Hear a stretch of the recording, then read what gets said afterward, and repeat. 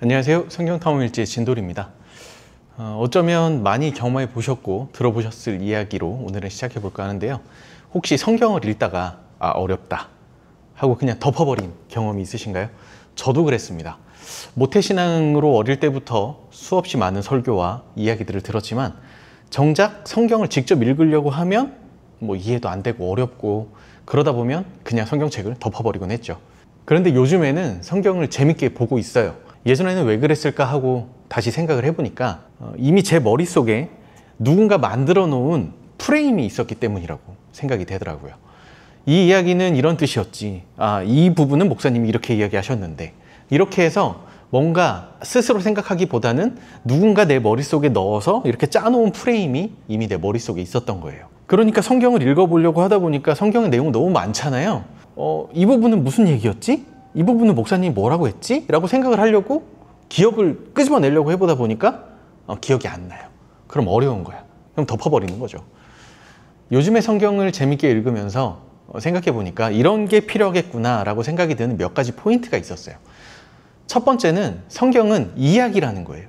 성경은 66권으로 이루어진 아주 방대한 이야기죠. 그리고 몇천 년의 시간을 담은 이야기들이에요. 그런데 우리가 보는 성경의 대부분은 이야기의 한 부분, 특정 부분만 편집해서 보거나 듣기 때문에 이해가 안 되는 거예요.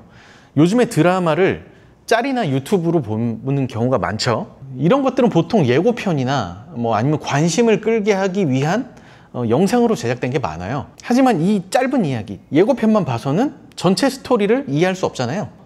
교회를 다니다가 많은 도전들을 받잖아요. 성경을 한번 읽어봐라. 그러면 창세기부터 보는 거예요. 창세기부터 읽다가 내용이 너무 어려워. 그러면 민수기, 신명기 여기쯤 가면 이제 덮어버리는 거죠. 이런 경험들이 많아요. 그래서 저는 창세기부터 순서대로 읽는 것을 추천하진 않아요. 정말 다행인 것은 성경이 66권이나 된다는 거예요. 그리고 이 66권의 책은 순서대로 읽지 않아도 저는 괜찮다고 생각합니다.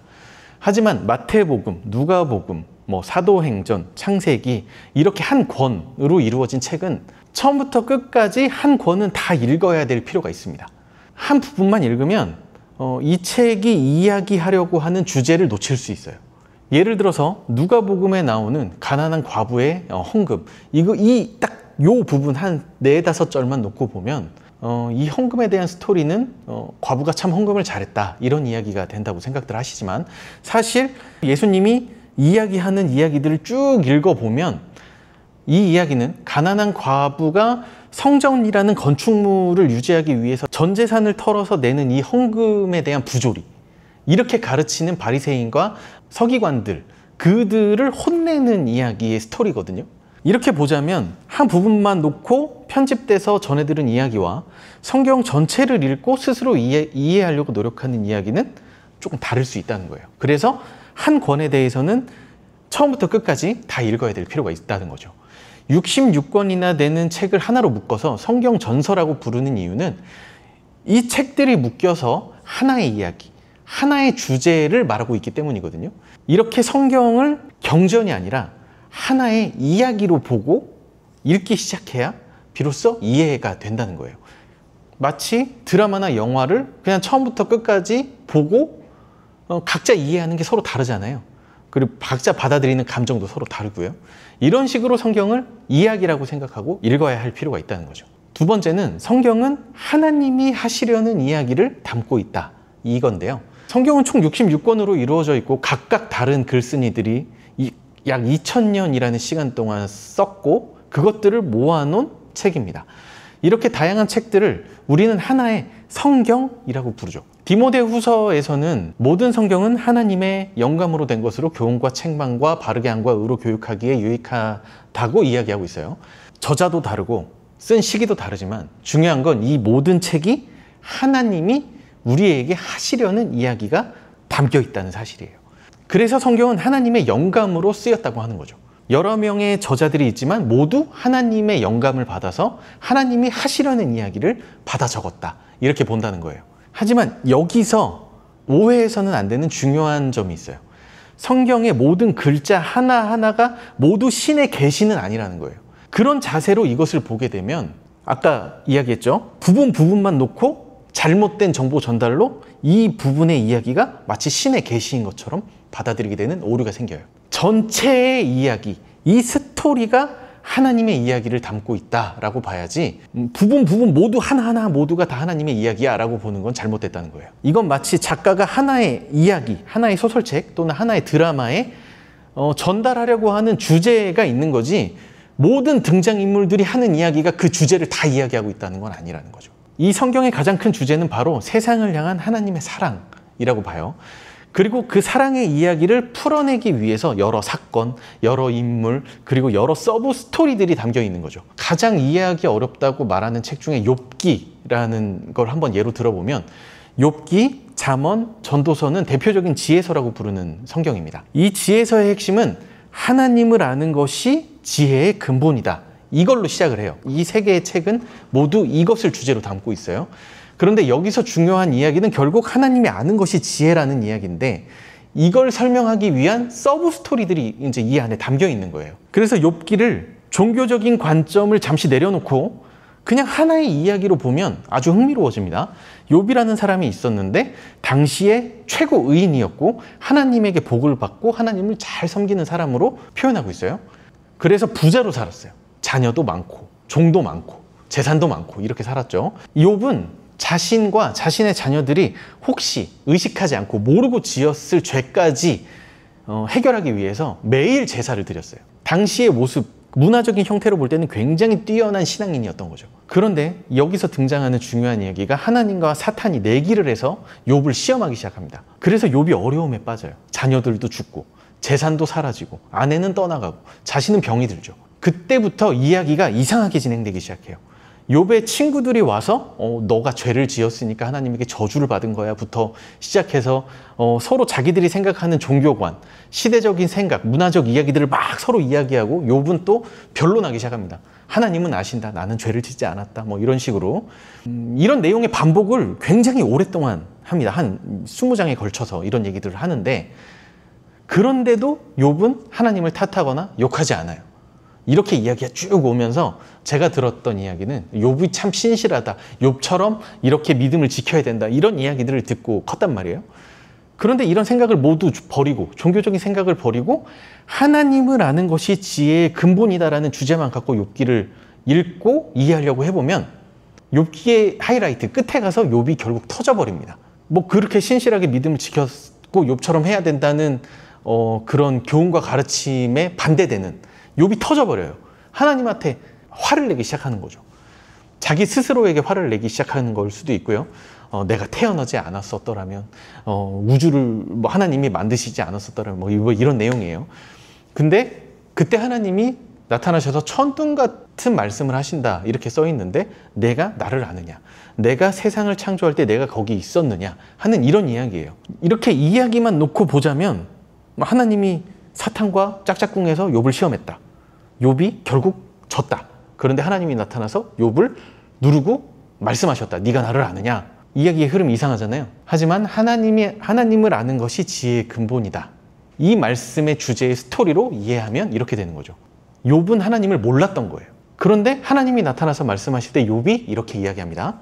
주님이 어떤 분이시라는 것을 지금까지 제가 귀로만 들었습니다. 그러나 이제는 제가 제 눈으로 주님을 뵙습니다. 욥은 그동안 조상에게 전해 들은 대로, 부모에게 배운 대로, 즉 다른 누군가의 하나님을 믿고 따랐던 거예요. 하지만 고난의 과정을 통해서 비로소 직접 하나님을 만나게 된 거죠. 내가 직접 만난 하나님, 즉 나의 하나님을 알게 된 거예요. 성경은 바로 이렇게 하나님을 아는 것이 진정한 지혜라는 이야기를 하고 있다는 거죠. 그렇기 때문에 욥의 친구들이 하는 말들은 하나님의 말씀이 아니라 하나님의 이야기를 하기 위해 등장하는 잘못된 지혜들, 서브 스토리를 담고 있는 잘못된 나쁜 지혜들이라고 봐야 되는 거예요. 이 이야기는 현재 사회 우리에게도 반복되고 있어요. 제가 사업에 실패했을 때 전해들은 수많은 신앙적인 권면들, 조언들, 사실 이 욥기에 나오는 욥의 친구들이 욥에게 하는 조언들 같은 거였어요. 네가 하나님에게 무언가 잘못했으니까, 아니면 네가 헌금을 안 했으니까, 네가 욕심대로 그렇게 살았으니까, 네가 무슨 죄를 지었으니까 사업에 실패했겠지 라고 하는 조언들. 당시에 제가 다니던 교회 목사님은 강단에서 저녁 예배 설교를 하시면서 저에게 이런 얘기를 했습니다. 네가 하나님의 말씀을 어겨서 사업에 실패한 거다. 이렇게 얘기까지 했어요.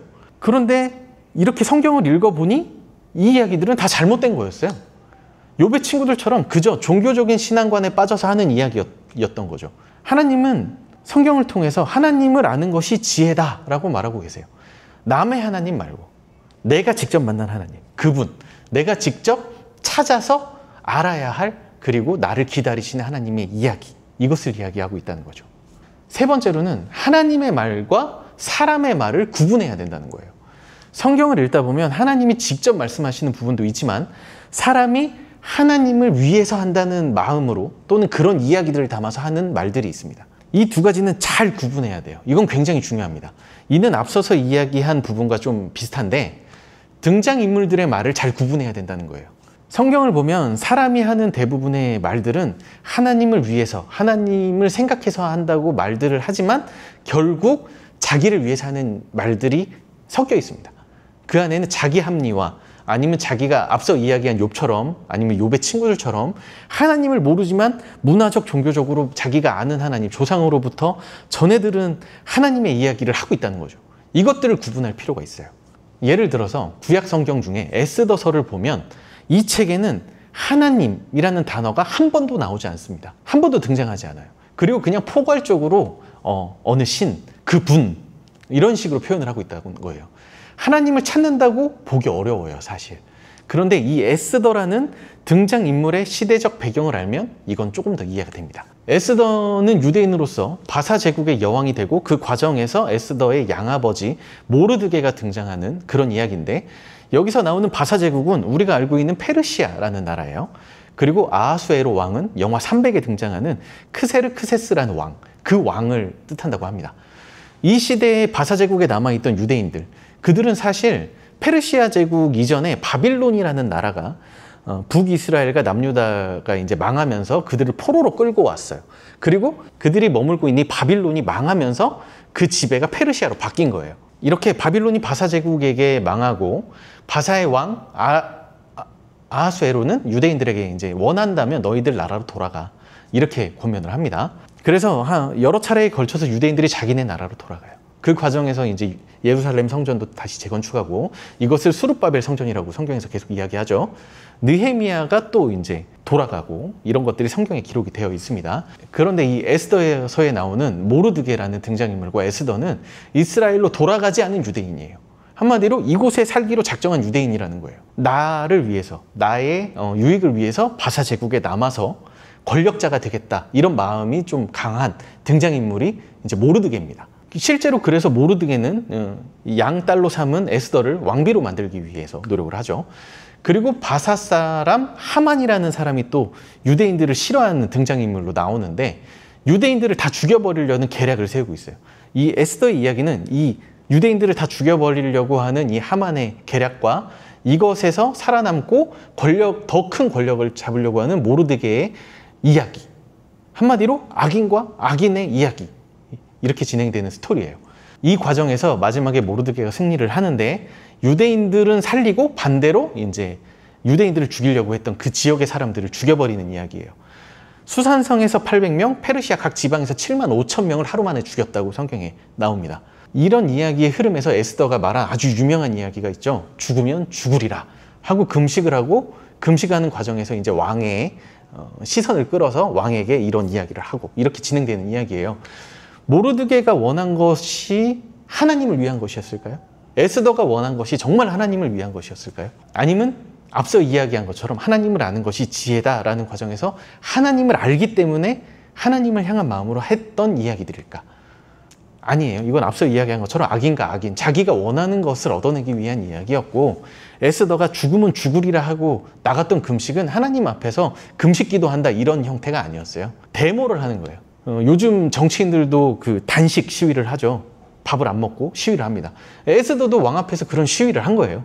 근데 왜 에스더라는 성경이, 왜 이 성경 66권 전체에 하나님이 하시려는 이야기, 그 사랑에 대한 이야기의 스토리에 에스더라는 책이 있을까라고 생각하고 이걸 보면, 이런 상황 속에서도 하나님은 일하시고 우리를 사랑하신다. 한마디로 나도 모태신앙이었지만 하나님을 몰랐거든요. 욥도 하나님을 직접 뵙기 전에는 들어안 하나님만 알고 살았던 종교인이었던 거예요. 이런 과정 속에서도 하나님은 우리를 사랑하신다. 이것들을 기록하기 위한 책이다 라고 보는 게 맞다고 이야기들을 합니다. 그래서 성경 속에 나오는 모든 인물들의 행동이나 그런 말들을 무조건 따라야 하는 종교적, 그냥 신앙 경전에 나오는 무조건 지켜야 하는 이야기라고 보지 말고 이 전체 이야기가 하는 스토리에서 하나님이라는 분이 우리에게 하시려는 이야기는 무엇인가 라고 알아가려고, 그것을 이해해 보려고 하는 노력이 필요하다는 거죠. 네 번째로는 성경의 시대와 문화를 이해하면 이 이야기들을 더 깊이 알고 깨달을 수 있다는 거예요. 이거는 플러스 알파, 한마디로 더 도움이 되는 그런 그냥 이야기예요. 성경에 나오는 이야기의 시대와 상황, 그리고 문화를 알면 더 이해하기 쉽다는 거죠. 그리고 이것이 이해가 되면 지금 내가 사는 이 시대와 문화, 그곳에 적용을 할 수 있게 되는 거예요. 이 이야기는 우리가 교회 다니면서 목장이나 셀 모임을 하잖아요. 그러면 상대방이 하는 이야기, 자신의 신앙 고백들을 이해하려면 사실 그분의 상황, 그분의 여건, 그분의 삶의 모습들을 이해하면 저분의 말을 더 이해가 폭이 넓어지고 그분의 경험들이 나의 삶에 적용이 되는 그런 이야기들과 같은 거예요. 예전에는 이런 성경 시대의 배경 지식을 얻는 것이 어려웠겠지만 요즘은 인터넷이나 유튜브 검색을 조금만 해봐도 금방 정보를 취득할 수 있고요.